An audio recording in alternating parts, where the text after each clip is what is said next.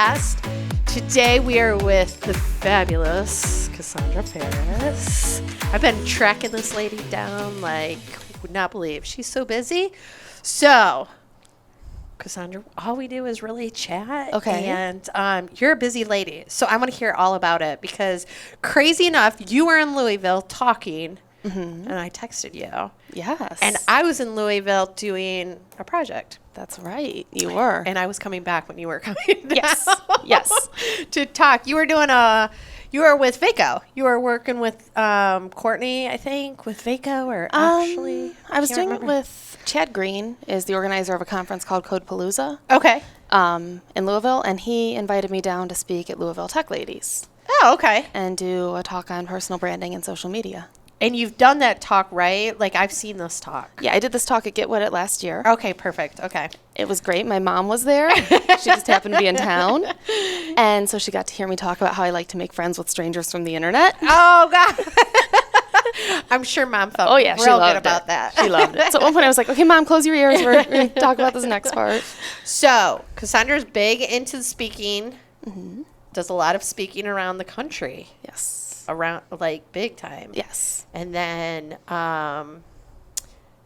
what do you do, like, when you're not speaking? So now speaking is a big part of my day job. I work for a company called AWH. We do hardware and software consulting, focusing on products that make people's lives better. And by that I mean products that are a lot of times IoT-enabled medical devices or medical devices that incorporate machine learning. So a lot of projects that tie into a lot of my other passions around health and tech. Oh, okay. And my role, it's a new role. I was hired to be a product owner, and I did that for 3 weeks. And then they put me into a role as an innovation and product evangelist, which my job is basically to bring together the community, people in the community, and our business. Okay. And find ways to collaborate and solve problems. So you work with community to innovate new products? Yep. And a lot of our clients are actually startups. Some that are out here at Rev 1, some nonprofits, some healthcare as well. And one of the things that I'm going to start doing is doing talks on some of those that's projects. Exciting. Like I have a talk that I'm working on writing now that's going to be on IoT products that make people's lives better. So a lot of times the IoT talks that are out there are about fun stuff like smart homes and light bulbs and thermostats and things. And some of the things that we're doing are sensors that tie into an exercise machine that then tie into an app that allow people to have more effective physical rehabilitation. Oh. We've worked on an iOS app that uses machine learning and it helps, it tracks kind of the vocal patterns of teenage therapy patients and identifies whether or not they're at a suicide risk. So a few of these types of topics are what I'm going to be talking about. Okay, so we didn't discuss this beforehand. Yeah. So I am curious because we have a lot of people that listen that I hear from them that they're always hesitant about speaking.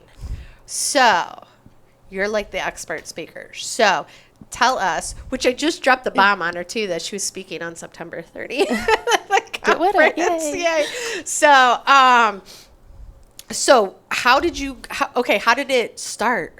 Okay, this is cool because I just kind of wanted to talk about some meetups and community. It started as when I was new to tech, I was a recruiter, and I didn't know a whole lot about technology, and several friends were like, don't be the dumb recruiter. Oh, God. Know that Java and JavaScript are two different things. And at the time, cloud computing was a newer technology. And so I'm like, what's this cloud all about?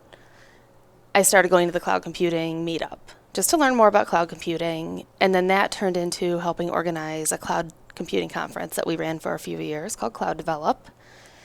And then alongside that, I started doing marketing and then was president of a conference called Dog Food Con that was focused initially on Microsoft tools and technologies, and then it became Microsoft and open source and kind of just how are people dog fooding, which for those not familiar is a term for basically using your own products. It's about people dog fooding their products.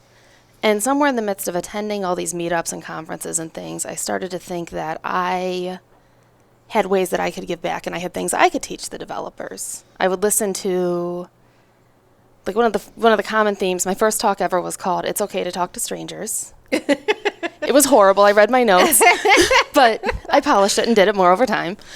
So that's one thing. Like, your first talk's probably not going to be your greatest. That's okay. Don't give up. But what I did is I had been listening, and a lot of developers were talking about, how do I build a network? How do I get involved in this community? I met this person at an event. How do I stay in touch with them? So I put together a talk around the process of professional networking and had planned to start doing that at meetups, because I always advise people when they start speaking to start with meetups. It's a smaller local audience. Everybody's friendlier. Sometimes you don't even have to do a full 40-minute talk.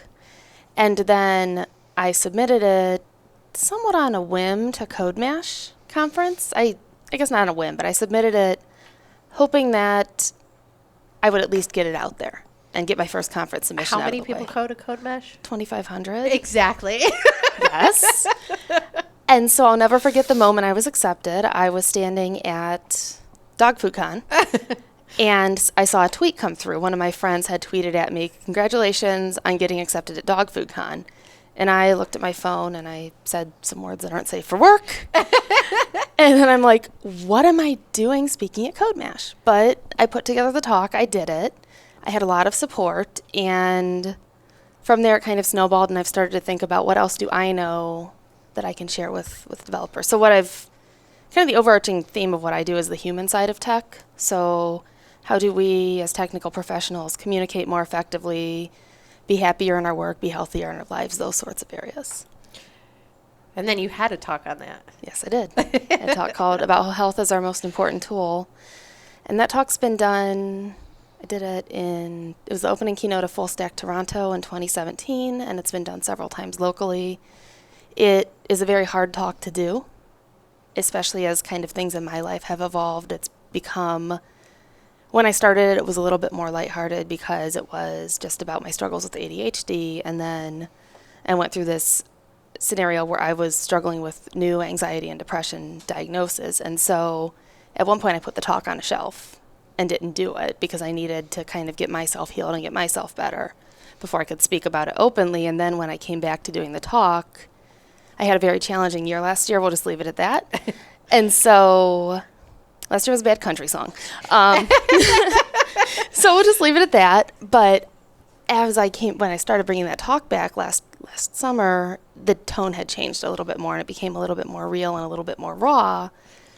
And I found that by doing that, it's actually opened up a lot of really good conversations during and after the talk. Well, that's great. That's great. So when you give a talk, like you said, you put it up on the shelf. Mm-hmm. How many times have you gone back to one of your original? I will redo my talk several times, partially because human skills talks apply to a number of different communities, and partially because I keep finding new places to do them. And some of the talks evolve more than others, but they tend to evolve. So I've done some of my talks a dozen times. One of the stats that I've been quoted about talk prep, and this is pretty accurate from how I've tracked it, is for every hour-long conference talk, you're looking at 40 hours of prep time. Mm-hmm. And so if I'm putting 40 hours into preparing a talk, I would like to be able to do it more than once. Right. And my very first talk, kind of my process was, fortunately I had friends who'd done it, who could help me with it, but one of the things I did is I kept a spreadsheet of how long I spent building out the talk, and I did that for probably 3 or 4 of my talks, and that about 40 hours is okay. accurate. So how did you come up with some of these ideas to talk about? Because you know how it is when you submit a talk, you kind of have to have that flashy title for people to go ooh, what's that? I have a minor in marketing, so there we go. I can usually figure out titles. The ideas come from, a lot of times a talk will give birth to another talk. So I did a talk called Job Search Questions You're Afraid to Ask, which I then changed the title to Career Growth Questions because people didn't want to tell their bosses they were going to a job search talk. And during that talk, I talk about evaluating your benefits, and your benefits are part of your compensation package. And I make a brief mention of the prevalence of mental illness and how that might be something that you need to make sure is covered. It's maybe 3 slides of a 50-slide talk. And that was the one piece of the talk that a lot of people came up to me the most and said, hey, I'm so glad you mentioned this. It was just a brief passing, but thank you for bringing this out in the open.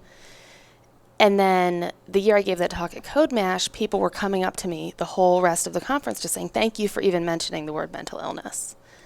And so there seemed to be enough interest for it that I built that talk out. Okay. Another one was the personal branding talk was based on a lot of, again, just listening to like hallway conversations, listening to common conversations in speaker rooms, on, developer Twitter.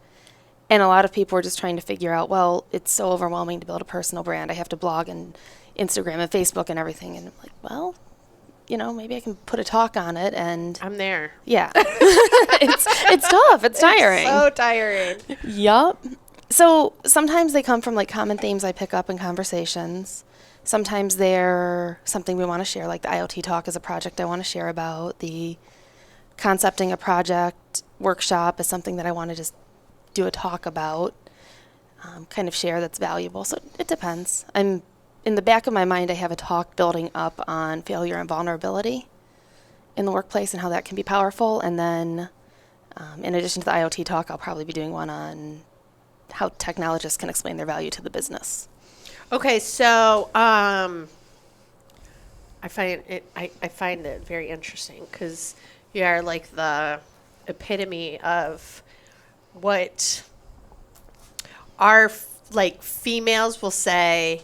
I want to give a talk, but I'm so nervous, and I'll be like, "Oh, you should go see Cassandra." I will happily help with that.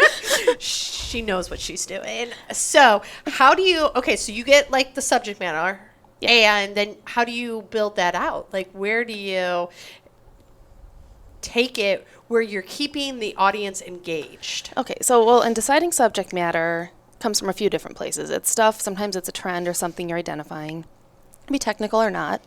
You hear a lot of buzz about some upcoming JavaScript framework because there's always one of those. Right. Maybe you make a talk on it. So you pick something that you know or something that you want to learn about.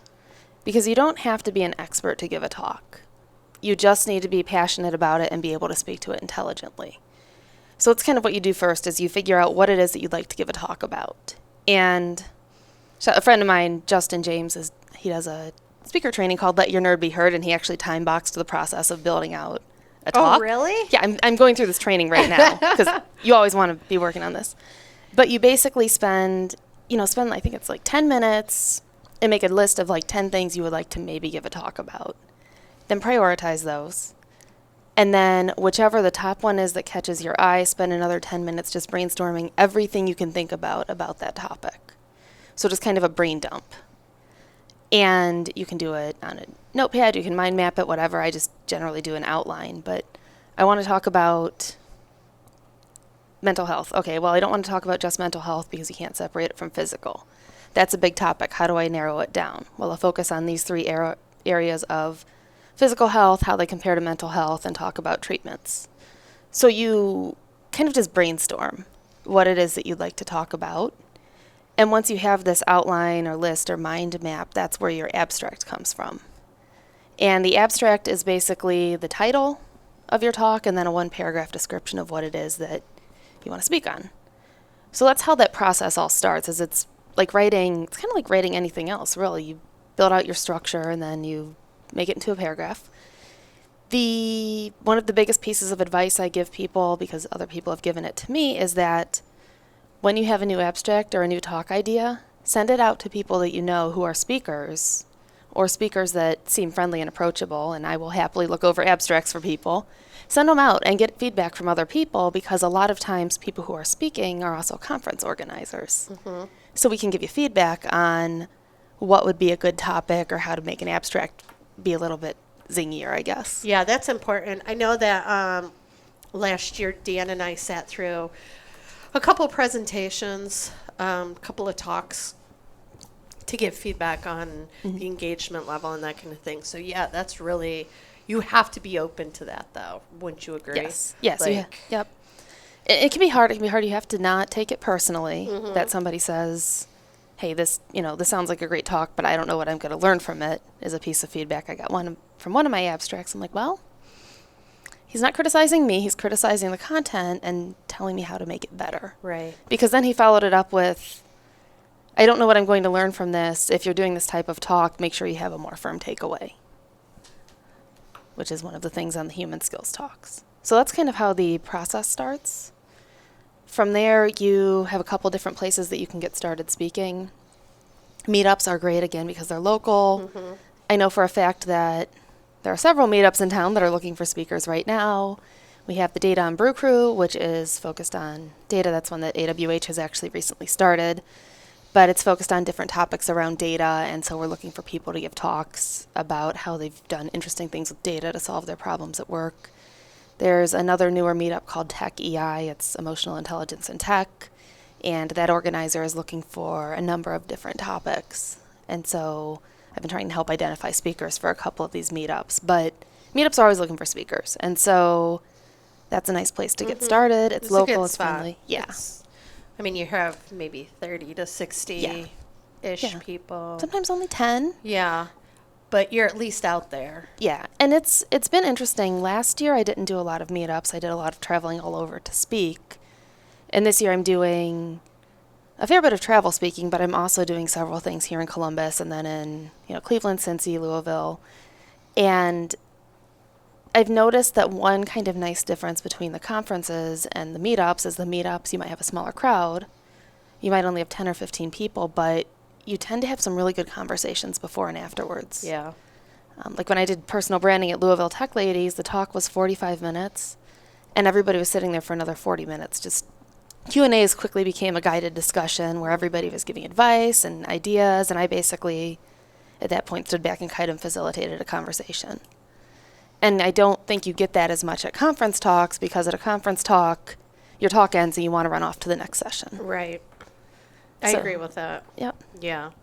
And meetups, I mean, normally are after work. Mm-hmm. So you can plan a little bit better of the time and use that networking before and after, because they always seem to have before and after. Yep. So. And you don't have to make, especially if you're like a busy working parent, working outside of the home parent, you don't have to necessarily, when you get started, plan for, I'm going to travel and be gone at this conference for 4 days. You can do your meetup for a couple hours after work and then go home. Then if you like it, then maybe start trying to do a little bit more. So you mentioned what is it, the Data Brew Crew. Brew Crew. Mm-hmm. And that's a new meetup, you said? New meetup, yep. And that meets on which? It meets the 4th Tuesday of the month. Okay. And I think we are on, it'll be like our, I don't know, it's been going on less than a year. Oh, so it's fairly new. Yeah, so it's Oh, okay. And then meetups, if you want to, so we're gonna pimp you out now. Okay. So we might have people who want to explore more into either the meetup community or how to get involved in the meetup community, like doing talks and stuff. So if they want to talk to you, where should they? If you're on Twitter, that's the best way to find me. Okay. Twitter, I'm at Cassandra Faris, but LinkedIn is probably your other good way to get a hold of me. Okay.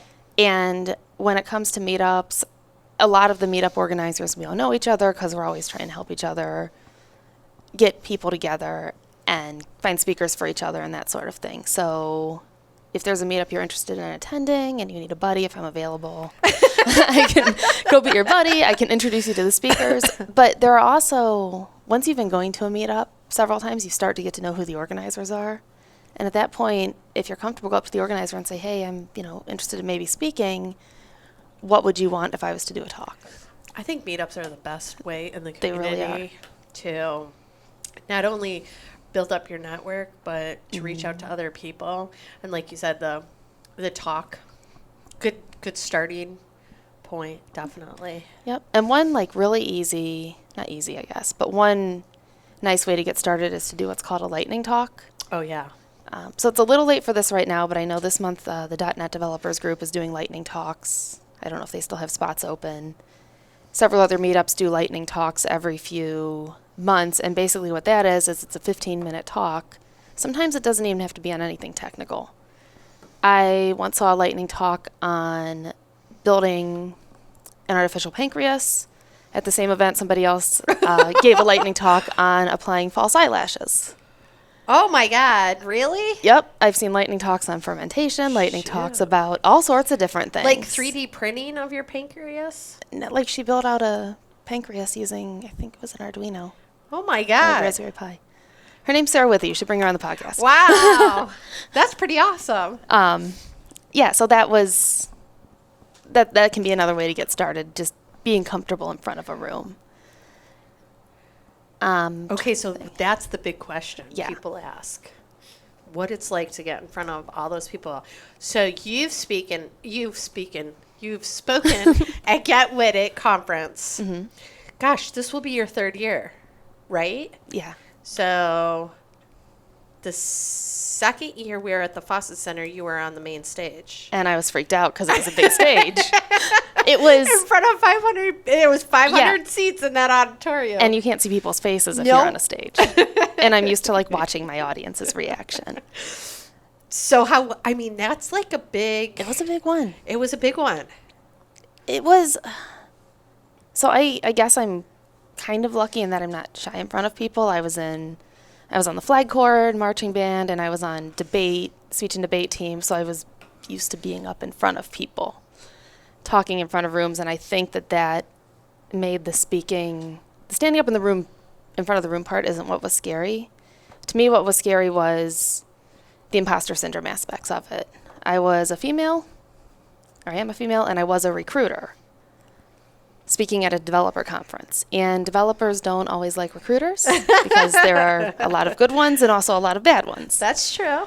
And so for a long, long time, I had this sense in the back of my mind that I don't belong here. What am I doing here? They made a mistake. And the best thing that happened was just kind of people reminded me of things like the minute you're behind the podium, you are automatically the expert, whether or not you are. And everybody in that room wants you to succeed. I've not really had hecklers. I've not really had people take issue. And I've not really had many people say, oh, no, we don't think Cassandra belongs here because she's a recruiter. The worst that happens is people get up and walk out, and that's generally because the session isn't for them. And you quickly learn to not watch that. But it's like anything else. It takes time. It takes practice. Some of the tricks I learned, I took a speaker workshop years ago from a speaker out of Seattle, super awesome guy named Josh Holmes. He talked a lot about body language when you're doing a talk. So I used to have a habit of standing with my legs crossed. He's like, don't do that. It shows you're closed off. Oh, really? Mm-hmm. Oh. Like stand with your legs firmly planted, kind of parallel. He talked about when and how to move. And then he talked about the best tip he gave me was take your nerves and channel that into excitement, which sounds kind of hokey, but no. I get those butterflies in my stomach and I'm a nervous wreck and I'm like, no, I'm excited. And it gives a better energy to your talk. Wow, that's some good advice. I should remember that for this podcast. You're doing great, though. You seem super comfortable. Oh, I am. There's really nobody. Yeah. I mean, we go on video. People listen to me. Either they like me or they don't, right? So. Well, that is an important thing, though. Either they like you or they don't. And if they don't, right. There are speakers that I love and speakers that I don't want to see again, and that's okay because everybody doesn't have to like the same thing. That's right. That's right. So I will say your sessions bring in a lot of people. Like they can connect to you. Yeah. And that's very important. Yes. That's been a change, though, because especially since the stuff I talk on is people-focused, they don't tend to draw as big of a crowd, and so I had to understand that sometimes there might be 150 people in the room next to me and 50 people in my session. And that's okay because the 50 people in my session were the 50 people who needed to be there. Right. And I was going to give them some value. But they connected. Yes. They connect with you. So you did the recruiting gig. Mm-hmm. And now you're like this like world traveler speaker. We'll just call you a world traveler. I'm an evangelist at AWH. I give people names. Like okay. Kevin Croxall, mm-hmm. He works as a data scientist, and I call him the astronaut. Okay. So he's like, I'm not an astronaut. I'm like, you're an astronaut. Okay. So Cassandra's off jet setting the world with talks and working for AWH. And now in your role currently is you said a lot of community involvement. Mm-hmm. So we're kind of shifting gears here, but how do you get in that community involved? Like, how does that work? So, okay, it wouldn't be a Cassandra thing if I didn't talk about communities. This job was new to me. It falls under this umbrella of what's called developer relations, and it's basically businesses and communities and developers, technical people, all talking to each other. So how does that look day to day? Is that where you're going? Like, yeah, day to day. Like, day to day is different. The last week and this week are pretty heavy writing because I have an Ignite talk I'm doing coming up and a facilitated discussion and then a talk I'm giving next week. So last week and this week is just a lot of writing and content creation. Next week I'll be traveling to Kansas City Developer Conference to give a talk and then an Ignite talk. And then the following week, I don't remember, but every week kind of changes. So one of the things I did was I reached out to my friends in DevRel within a day of finding out I was getting this job and said, hey, what are your time management tips? And everybody said, well, you just kind of have to prioritize, and a lot of it's actually deadline driven. Okay. So I know Ignite talk needs to be done before, discussion guide needs to be done before, whatever. So there's a lot of that. The other thing that I do is internally within AWH, especially on Slack, as people tell me they're interested in doing a talk, or not even doing a talk, they're looking for a meetup to attend. I make sure people know what meetups are available. Even more, just 4 hours ago today, I'm on the advisory board of Perscalis, which is a nonprofit that gives people IT training. We love Tony. Yeah, she's awesome. I love Tony too. I was at her birthday party last week. Oh, that looked like it was fun. I saw the pictures. Oh, God. You know Tony. She's awesome. She knows how to have a good time. Yep. Yes, she does. Yeah. But we were doing practice interviews, and two of the people at Perscalis were asking about what can they get involved with once they finish Perscalis. And the one guy was really into data, and I was like, well, you want Professional Association for SQL Server, which is CBUS Pass is their abbreviation. I said, and you want Data Brew Crew. Those are your data meetups. Go check those out. Somebody else was interested in security. I said, you want OWASP with Connie Matthews? Oh, yeah. Love Connie. She said she was on this podcast. So she was. Yep. She's awesome. So I said, you want OWASP? So that's kind of what I do, too, is kind of what organization, group, meetup, nonprofit, conference makes sense for somebody when they're looking for a place to go, looking for a home. And the cool thing about it is, for as nervous as I get about even walking into a new meetup to this day, everybody in the Midwestern tech community is so friendly and so welcoming. It's a small world, as we keep saying the same names. But everybody's really welcome. And especially if you're somebody who is underrepresented in tech in some way, it seems like there's an extra level of welcoming to it. That's awesome. Yeah. And that's a change. I've seen more welcoming and felt more welcome at meetups in the past few years than I did when I first started this. How long have you been in this IT world? About 9 years. Okay. So you've seen it evolve. Yeah, I've seen it evolve quite a bit. Like, I remember early on there were days when I would go to a meetup and there would be 50 people there and I would be the only woman. And I don't remember the last time I was the only woman at an event. That's great. It is. I mean, it's still a low, it's low number, it's better. But it's better that you're not the only one. Yeah.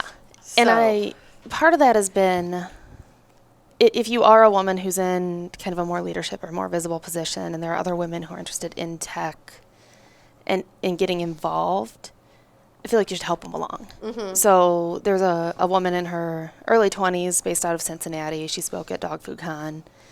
And I've been kind of encouraging her to speak at other stuff because we want more people involved in, we want more representation. And so if I can help let her know about calls for speakers that are open or let her know about speaking opportunities at meetups and stuff, I feel like that's something I can do. And it's, one person here and there, but that's a ripple and it starts to spread. Right. Because now 2 years from now, she'll probably find somebody else that she helps find a talk and it goes from You're doing there. the greater good. Oh, we're getting the... Oh, yeah. I'm hitting puppy curfew. Puppy curfew. Puppy curfews. You have the just one? Just one. Just one. Yeah, Katie Corgi. Yes. Katie Corgi. I see her on Facebook. Yes. Yes. She went to work with me last week. I saw. And she tried to climb on my desk. How old is she? 11 months. Oh, yeah. She's still puppy. Yep. I have a 9-month-old, and Yeah. But yeah. Wow. Yeah, their puppies are high energy. They are. They are. But then one of the AWH principals came by and was petting her, so I'm like, all right, we're good. we're starting to occasionally have dogs in the office. Oh, okay. I think it's an So- experiment into...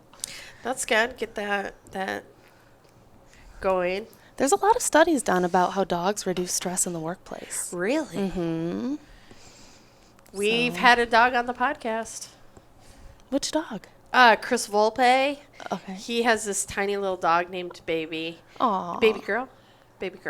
And he was real chill. I was like, oh my God, what if he pees on Darren's equipment? That is the fear. Like, please, Katie, don't pee on the carpet. Exactly. It was like this little tiny little thing, and I was like, oh my God. And I kept telling him, Chris, if this dog pees anywhere, you're cleaning it up. Mm-hmm. And he laughed. He's like, she won't. And I was like, okay. Yeah. But yes, we've had a dog. Baby girl. Yeah. I follow Baby Girl now after that, too. She has her gosh. own Twitter. I think Katie Corky's going to have to follow her if she's on Instagram. Yeah. Look up Baby Girl. All right. Yeah. I will do that. Baby Girl, I think is the name of it. Yeah. So okay, so you're going to be speaking at Get With It. What else do you want to plug? This is your time to plug. Well, I don't have a lot to plug. I mean, Doug, the meetups, yeah. the Data Brew Crew meetup, come join us for that if you're interested in speaking, especially if you have a compelling story to tell about what you've been doing with data. We are going to be reinvigorating something called Product Camp as well, which will be focused on basically product, something that Ryan Frederick, my boss. Ryan Frederick and Brett Buchanan and yes, Product Camp. Yes. Yep, I know all about it. Yep, so I'll be getting somewhat involved with that. I need you to go into the office tomorrow and go up to Ryan Frederick and call him the Silver Fox. Everybody calls him the Silver Fox. Remember we had Ryan on the podcast? That's funny. He did say he was on this podcast. Yeah. So now every time I see him, I'm like, hey, Silver Fox. Yeah. So I think Yes. those are the big things. And then once kind of some of the conference stuff settles down in October, I think it'll be just starting to build talks for next year. That's great. Well, AWH, I'll support anything with Yeah. AWH. I'm My trying boy to- Ryan. Yeah. I'm trying to think who is. There aren't a lot of open calls for speakers. Like the next big one is going to be Code Mash in August, their call for speakers. Okay. But I'm going to miss Code Mash because I'm going to be in Antarctica. Who goes to Antarctica? Is this a vacation? No, it's a conference called AntarctiConf. In Antarctica? It's on a cruise ship through South America and Antarctica, and the conference happens the days we're in Antarctic waters. And the shtick was anybody who submits a talk could speak. So I'm calling it Speaker Study Abroad because for 2 weeks we're going to be on a boat. What if exploring. you don't? Oh, really? Yeah, Darren, we should go. should go. AntarctiConf. It's going to be like study abroad for speakers. Wow. We should go. Why aren't you looking these things up? And there for us are, to do? 5 or 6 at least people from the Midwest that are going to this thing. Really? Hmm. I don't know. Antarctica seems cold. Yeah. But this Midwest tech community has a reach. Like, my Facebook feed's constantly different speaker friends all over the world, and we're all from Ohio and Michigan and Kansas City, and You're all going to Antarctica. some of us are, yeah. Oh my God, I can't wait to hear about this. Yeah, that'll be an adventure. Holy shit. That's awesome. I guess that'd be the other thing to plug is I know we're in the Midwest, but anytime I go out of the Midwest, like I was speaking in Virginia Beach, I spoke in Alabama last year, I spoke in Seattle last year. Everybody's like, what is happening in Ohio? What is happening in Columbus? I'm like, We're the new Silicon Valley. yeah. We have 14 tech conferences a year as a start. Mm-hmm. Meetups all the time. I think what it is our Midwestern friendliness is married with this passion for technology, and it makes for this really collaborative community. Yeah, I've had a lot of people recently tell me that Columbus, Ohio is like the affordable Silicon Valley. Definitely. It's like where everybody's coming. Yeah. And people are nicer here. I've had people tell me they moved here from Silicon Valley or from the East Coast because they're like, I can make friends here. Right. People will smile at me at the store. So We're there's that. welcoming. We're Yeah. welcoming. So, Yeah. all right. Well, awesome. Well, we're going to see Cassandra. Darren's going to get her at the conference, the Get With It conference on September 30th. Mm-hmm. And Darren, when does this air? I always have to ask. I never know. I'll tweet it out when it airs.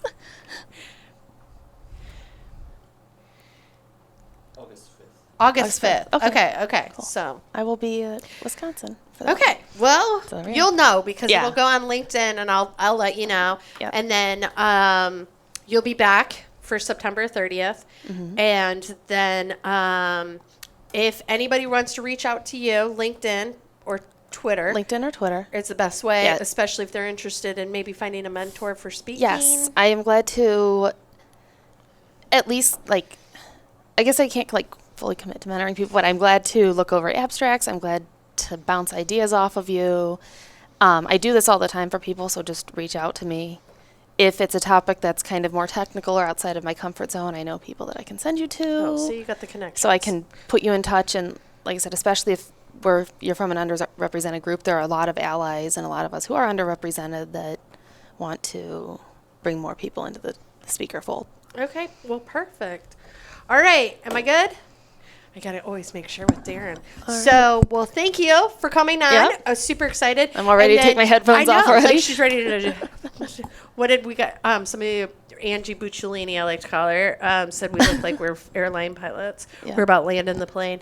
But we will have to hook back up because I want to hear about Antarctica. Don't you? Yeah. Like Darren's like, yeah, I do. Yeah. I think they're still looking for speakers. I think there's still a couple spots open. Darren, we could go do like a podcast. We could. You could do a talk on being a podcaster. I could. You could do a compelling talk on your story going from what you did before to what you do now. That's a talk. It is a talk. It's a tough one to have, though. But it is a talk. So it is. So, all right. Well, thank you so much and have fun. Thank you.